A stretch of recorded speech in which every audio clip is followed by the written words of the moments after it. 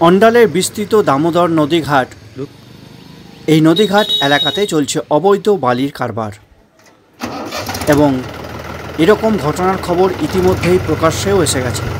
সংবাদ মাধ্যমে এই খবর প্রকাশিত হওয়ার পরেই নড়েচড়ে বসেছে প্রশাসনও।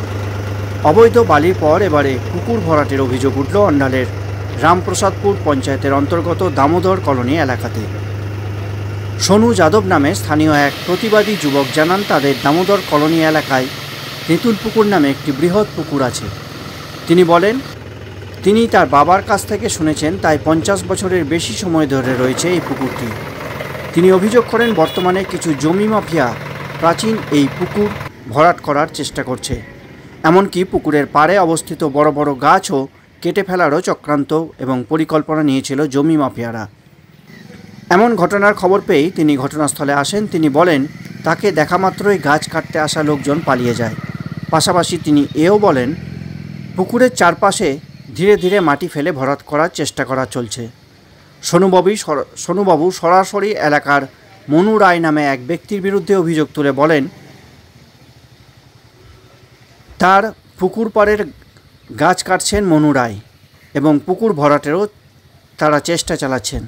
যদিও সমস্ত বিষয় অস্বীকার করে মনু রায় জানান, তার বিরুদ্ধে পুকুর ভরাটের যে অভিযোগ তা সম্পূর্ণ মিথ্যা, আর গাছ কাটার যে অভিযোগ উঠেছে সেটাও ভুল বলে জানালেন তিনি।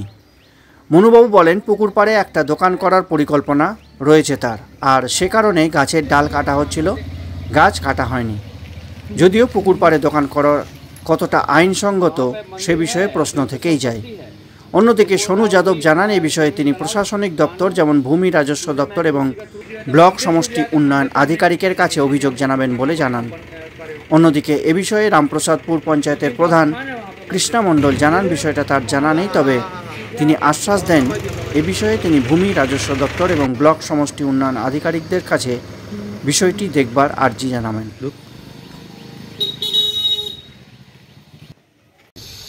দেখুন, আজকে আমি জানতে পারি কি এই পুকুরগুলা ভরা হচ্ছে। আমরা তো অনেক তখন ছিলাম না, নিজের বাবার মুখ থেকে শুনেছি এই 50 বছর থেকে পুকুরটা আছে। আস্তে আস্তে আপনারা দেখতে পাচ্ছেন কি কালো ছাই ফেলা আছে, চারো সাইড দিয়ে পুকুরটাকে ভরাট করানো হচ্ছে। আর টোটালি ইললিগাল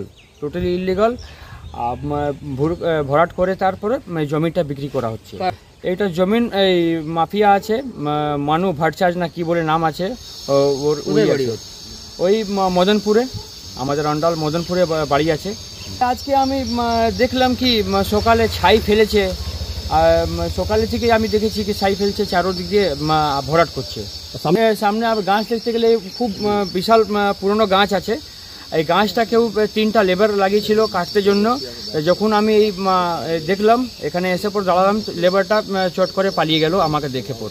আমি চাইছি কি পুরো ভরাটিগুলো বন্ধ হোক গাছের জন্য। গাছ যদি থাকতো তো আমাদের বাতাবরণটা তো গরম পড়তো না। এই গাছ কাটা বন্ধ হোক।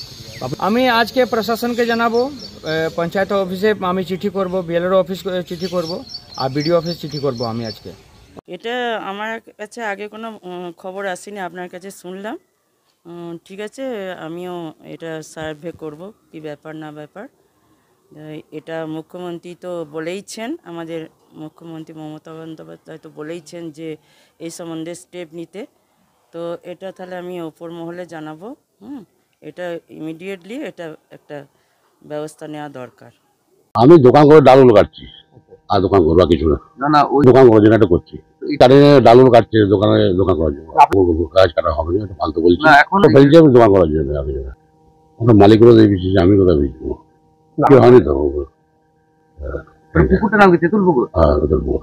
ওটা আমি ডালুল কাটে দোকান বানাবো। গাছ কাটা কোনো পছন্দ নেই, গাছে কোনো পছন্দ নেই।